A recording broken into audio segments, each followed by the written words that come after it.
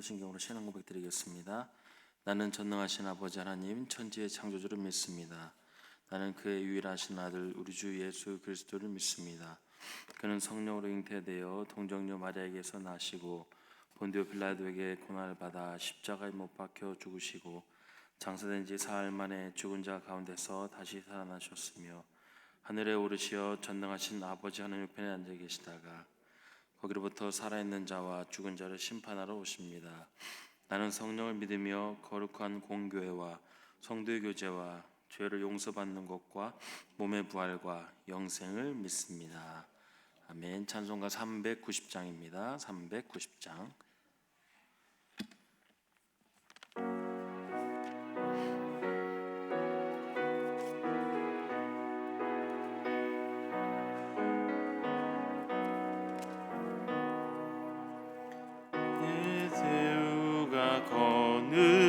거느리시니 즐겁고 평안하구나.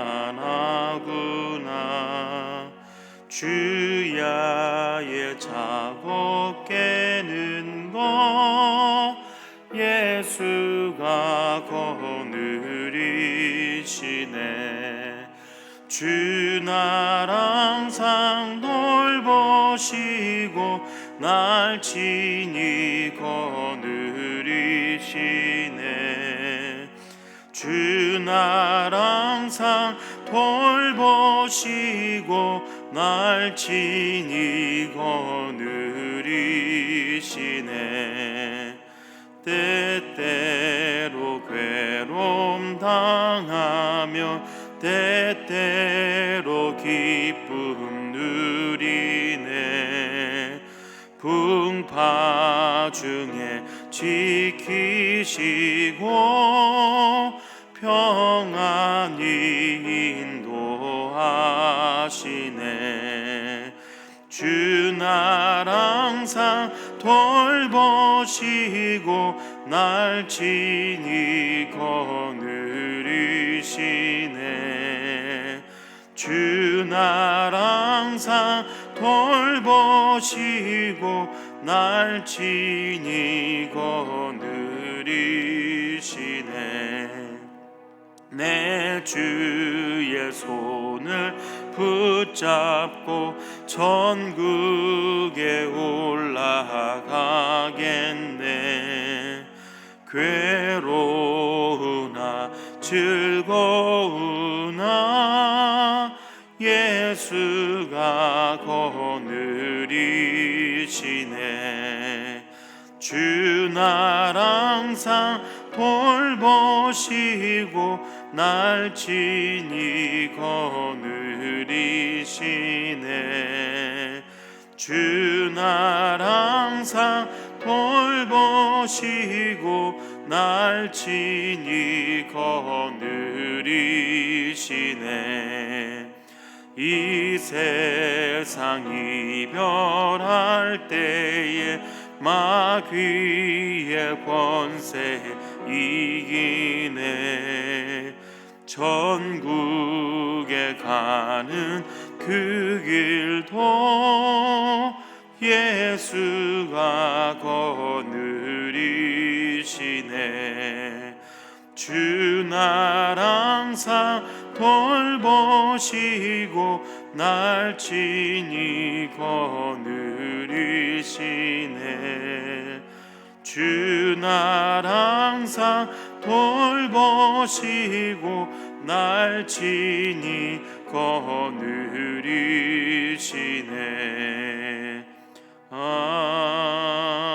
아멘.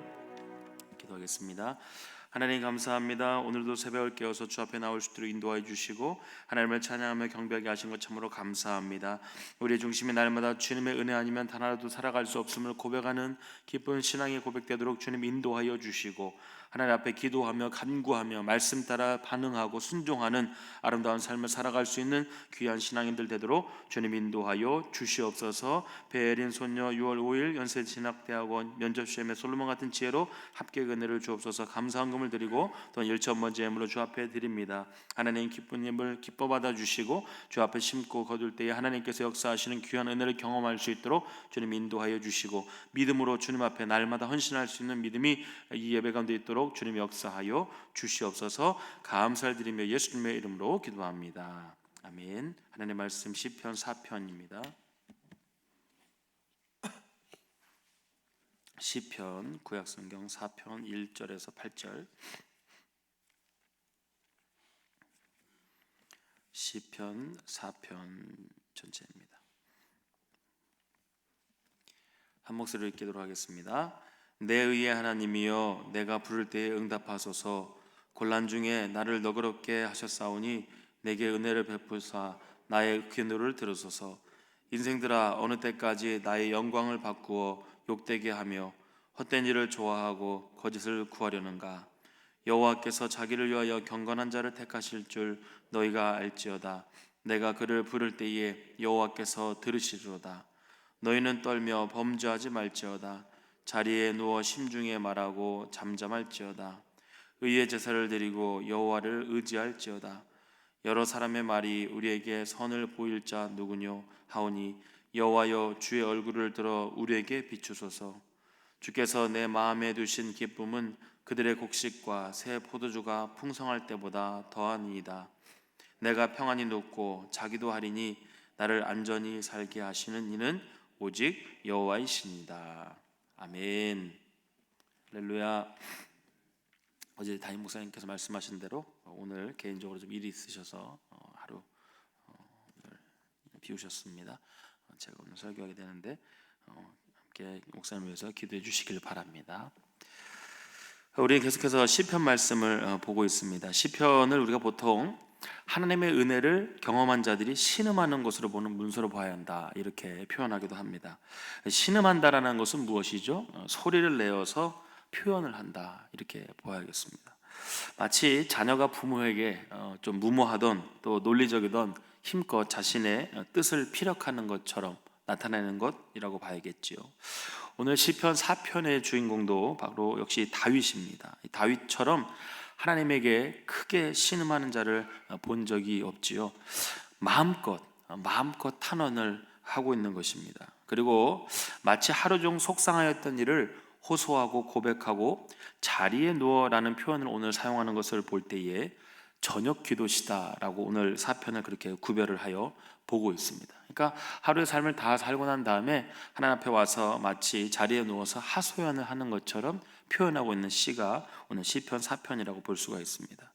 저는 우리가 하나님 앞에 기도하는 것이 습관이 되지 않는다면 이렇게 시편의 기도를 통하여서 하루를 열고 하루를 마무리하는 방법도 좋다라고 생각합니다. 그래서 굳이 구별하여서 이렇게 저녁 기도용 아니면 아침 기도용 이렇게 법례를 정하는 것이 어려울 수 있기 때문에 우리가 신앙의 선조들의 이 고백을 통하여서 은혜를 경험한 자처럼 주야로 묵상과 기도를 한다면 좋은 방법일 거다, 저는 이렇게 생각해 보게 되었습니다. 우리가 시편이 150편까지 있으니까 주야로 묵상과 기도를 나눈다면 75일의 기도가 나올 수 있겠지요. 그래서 아침에 눈을 뜰 때에 시편 1편을 읽고 또 돌아와서 시편 2편을 보고 잠을 자는, 그렇게 한다면 우리가 75일 동안 시편을 통하여서 주야로 묵상할 수 있는 삶을 우리가 실천할 수 있지 않을까, 이렇게 한번 생각해 보았습니다.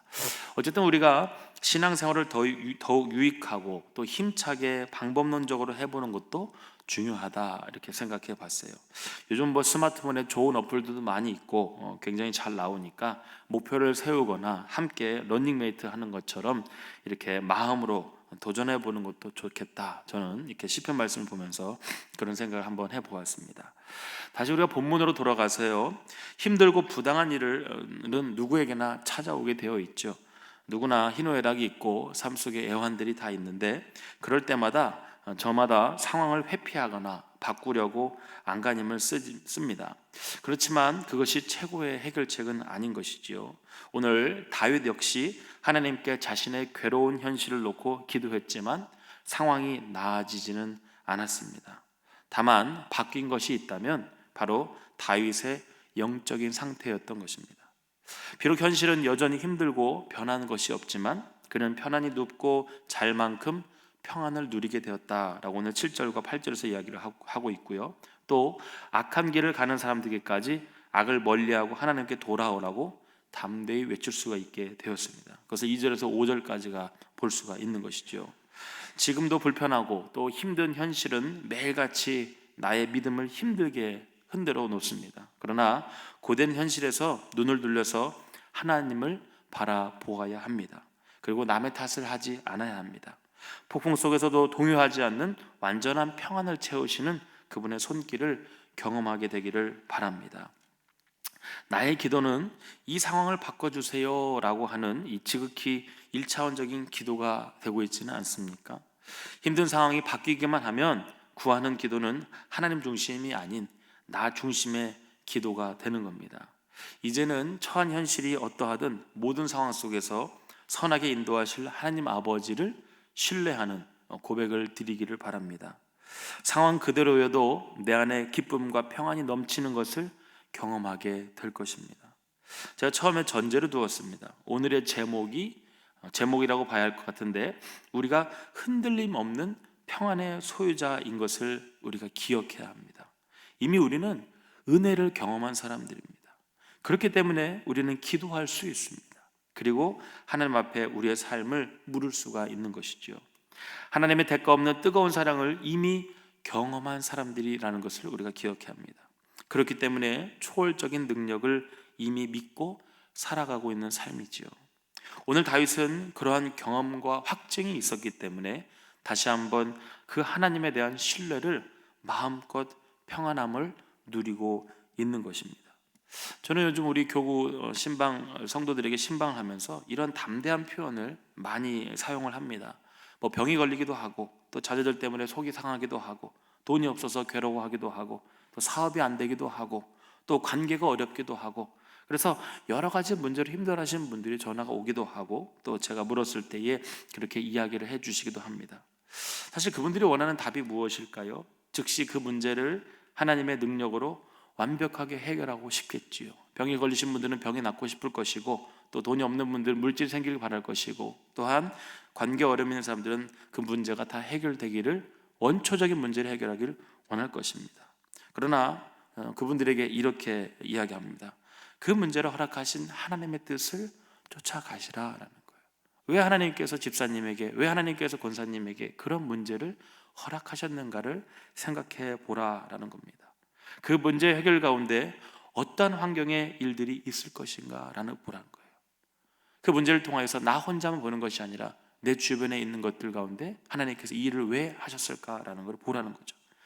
즉시 문제가 해결되는 것을 쫓아가는 것이 아니라 이 문제를 통하여 주변 환경에 미칠 영향들을 놓고 기도하시라, 이렇게 권면합니다.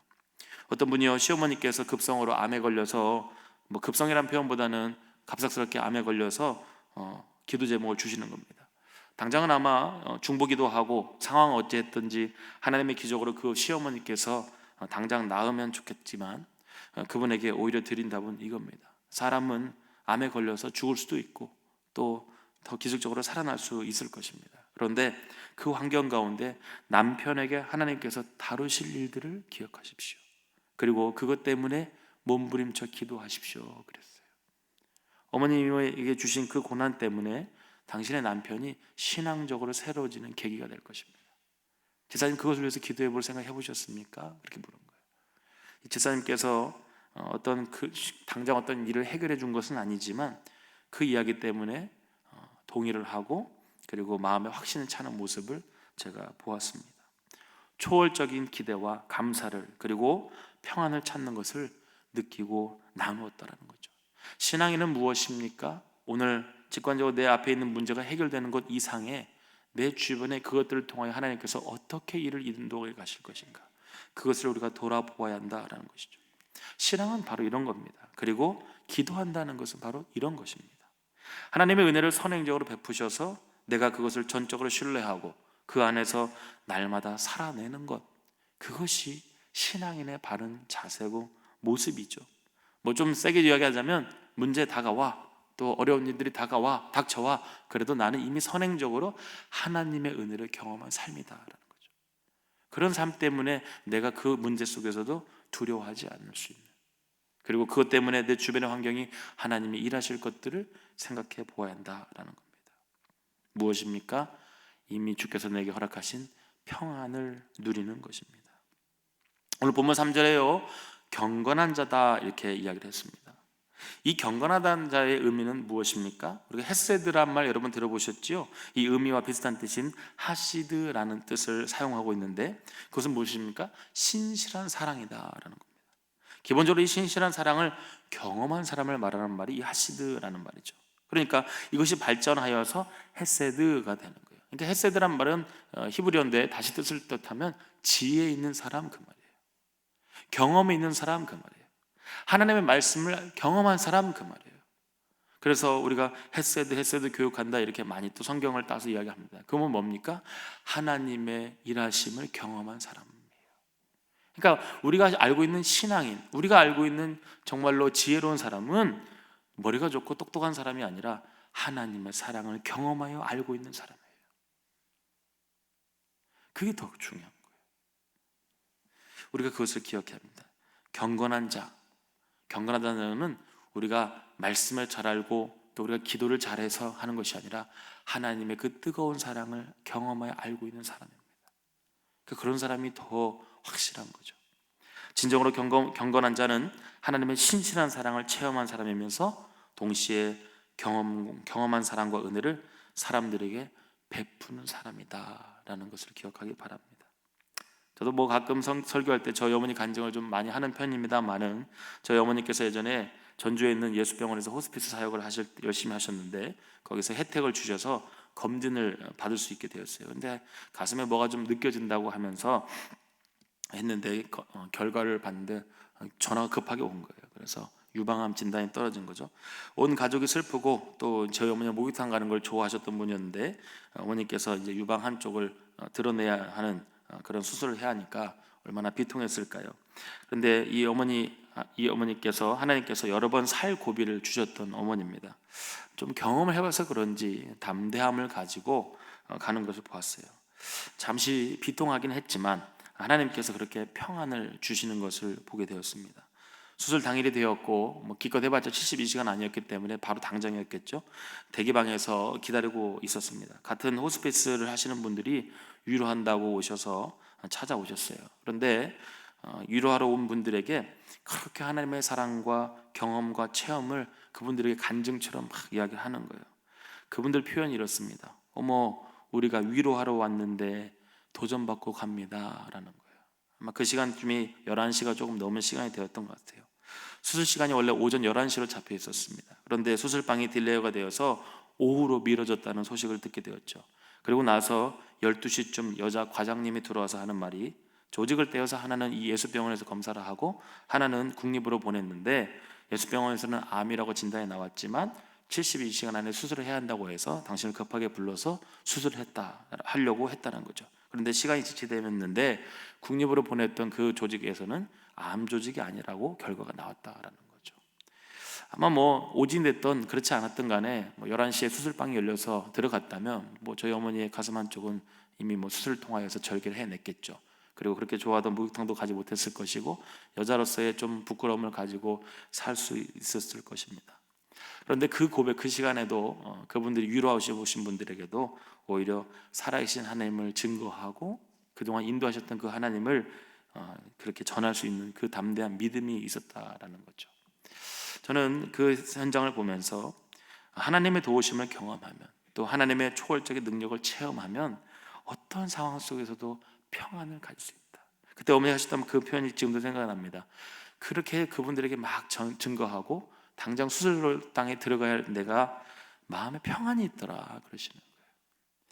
우리가 그리스도 안에서 살아간다는 것은 우리가 생각할 수 없는 평안을 허락하여 주신 줄을 믿습니다. 그리고 그 안에 확신이 있는 줄을 믿습니다. 당장 내 안에 어떤 문제가 닥쳐와도 그거를 이겨내기 만한 평안이 있는 줄을 믿습니다. 오늘 본문 7절과 8절에 이렇게 말합니다. 주께서 내 마음에 두신 기쁨은 그들의 곡식과 새 포도주가 풍성할 때보다 더하고 내가 평안히 눕고 자기도 할 것인데 나를 안전하게 하신 이는 여호와 하나님이시라. 우리가 그렇기 때문에 나는 확실히 누울 것입니다. 오늘 7절에서 말하고 있는 이 곡식과 새 포도주가 무엇입니까? 풍성한 게 무엇입니까? 집안에 넉넉하고 전쟁에서 이겨서 내가 얻은 것들이 많고 내 안에 아주 흡족한 것들이 많다라는 거예요. 그런데 그것들보다도 내가 평안히 눕고 자기도 하게 될 것인데 나를 안전하게 하시는 그 하나님이 있기 때문에 내가 평안히 누워 잘 수 있다. 그런데요, 그냥 누워 자는 게 아니에요. 확실하게 누울 것이다 그 말이에요. 그 말은 무엇입니까? 우리가 잠을 잘 때 근심 걱정 있는 사람들은요, 눕지를 못해요. 몸을 떼굴떼굴 굴려요. 어쩔 줄 몰라 해요. 그런데 오늘 8절에 이렇게 표현합니다. 확실하게 철퍼덕 누워서 잘 수가 있다. 이 표현은 나는 내 안에 평강이 넘친다. 예수 그리스도로 말미암아 내 안에 평강이 넘친다라는 것. 무엇입니까? 하나님의 사랑을 경험한 평강이 넘친다라는 거죠. 오늘 여러분에게 신앙인으로 흔들림 없는 평안이 있기를 축복합니다. 그리고 그 영향력을 전하는 환경이 되는 여러분이 되기를 다시 한번 축복합니다. 함께 기도하겠습니다.